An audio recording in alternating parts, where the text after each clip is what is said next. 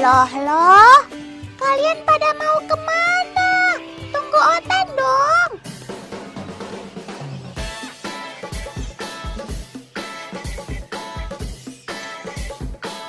Teman, sekarang Otan ada di Kota Waran, ibu kota Kabupaten Sopeng, Provinsi Sulawesi Selatan.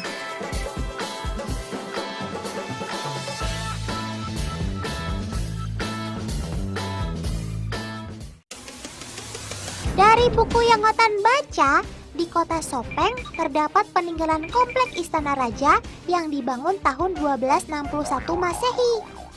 Uniknya, sejak dulu sampai sekarang, kota ini selalu dijaga oleh ribuan kelelawar. Konon, pasukan kelelawar ini ditugaskan oleh Raja Sopeng untuk menjaga keselamatan warga.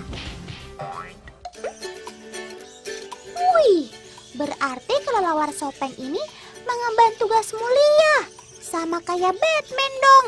Keren!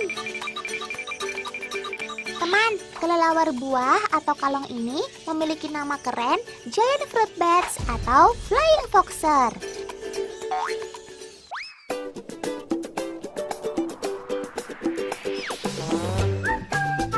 Sobat Otan ini adalah satu-satunya mamalia yang dapat terbang dari ordo Sirioptera. Sesuai dengan namanya, Sirioptera berarti sayap tangan. Dinamakan demikian karena kaki depan pada kelelawar bermorfologi membentuk sayap.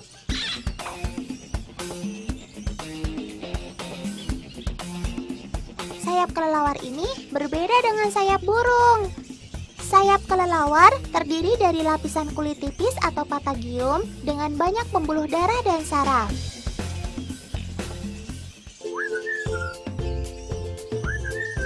Selaput tipis ini diperkuat oleh jari-jari yang menyerupai rangka payung. Bentuk ini lebih mirip dengan jari-jari tangan yang difungsikan untuk terbang. Walaupun bersayap tipis, kalong sangat mahir dalam bermanuver.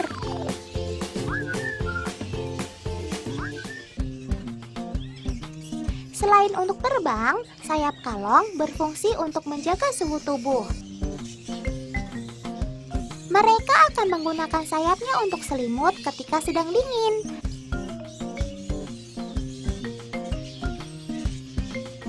Dan mengipaskan sayapnya ketika sedang panas. Sahabat Otan ini biasa beristirahat dengan menggantungkan diri mereka secara terbalik.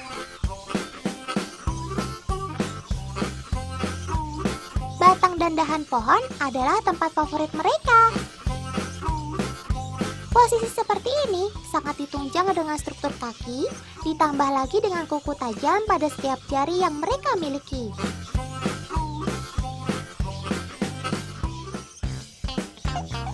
Meskipun begitu, sahabat Otan ini tidak pernah kesepian karena mereka hidup berkoloni atau berkelompok. Satu koloni terdiri dari ratusan bahkan ribuan ekor.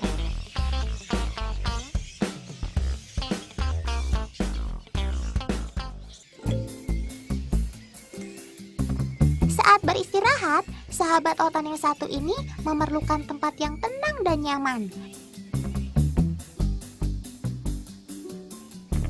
Mereka akan gelisah jika ada gangguan dari sekitar tempat tinggal mereka.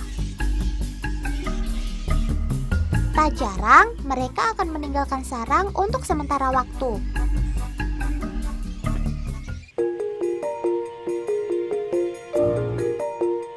Namun, setelah memastikan kondisi aman, baru mereka akan kembali untuk melanjutkan istirahatnya.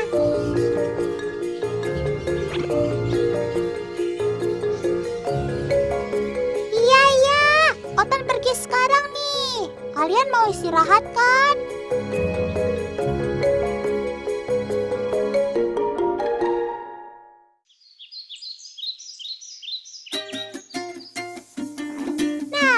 Kalau sobat Otan yang ini, mereka juga keluarga kelelawar buah. Tapi dari jenis yang beda, yaitu Dobsonia minor.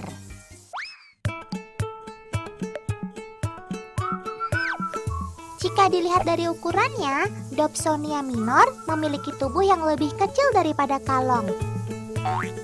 Hanya saja, si Dobsonia lebih memilih goa sebagai tempat beristirahat. Goa memiliki kelembapan rata-rata 30 derajat Celcius dengan kelembapan 80%. Kondisi ini lebih stabil jika dibandingkan dengan kelembapan rata-rata di luar goa.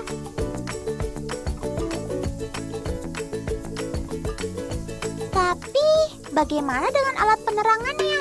Di dalam goa kan gelap, Sob. Kelelawar menerapkan teori fisika, yaitu gelombang bunyi atau suara.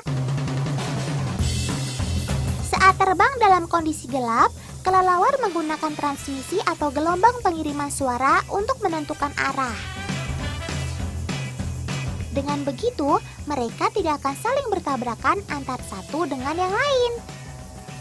Bahkan, kelelawar tidak akan menabrak dinding goa meskipun tidak ada alat penerangan di sekitarnya. Ini alasannya. Gelombang suara yang dihasilkan oleh kelelawar bergerak menjauh. Kemudian, ketika mengenai objek sekitarnya, maka gelombang tersebut akan terpantul kembali ke arah kelelawar. Pantulan gelombang atau gema inilah yang akan memberikan informasi kepada kelelawar. Sehingga dengan informasi tersebut, kelelawar dapat menghindar dari rintangan yang ada. Kemampuan ini biasa juga disebut dengan istilah echolocation. Lalu, bagaimana dengan indera penglihatan kelelawar di siang hari? Untuk mengetahui dengan jelas, agen Otan akan segera memulai percobaannya. Pertama-tama, agen Otan sudah menyiapkan satu batang bambu panjang dengan lebih dari 30 utas tali.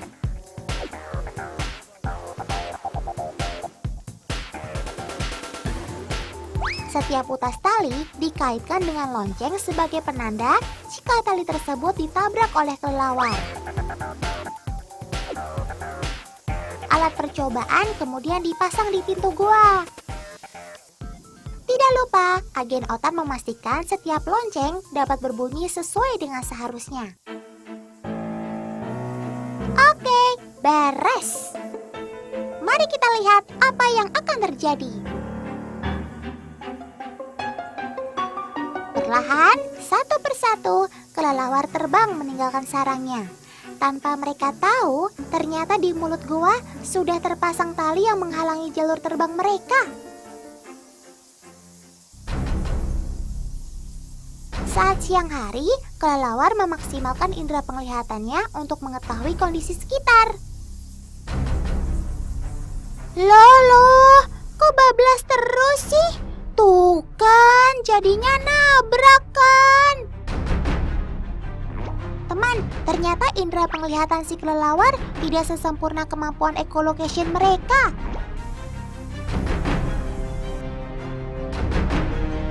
Terbukti beberapa ekor kelelawar menabrak alat uji coba yang tadi dipasang.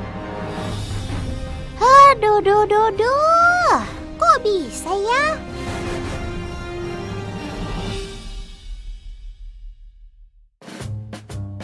Tentu saja bisa, karena mereka sudah beradaptasi dengan kondisi goa yang gelap.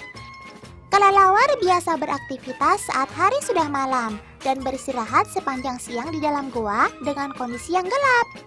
Perubahan cahaya yang tiba-tiba ini membuat mata mereka tidak dapat bekerja maksimal. Hasilnya, tidak banyak kelelawar yang lolos menghindar dari alat uji coba agen Otan.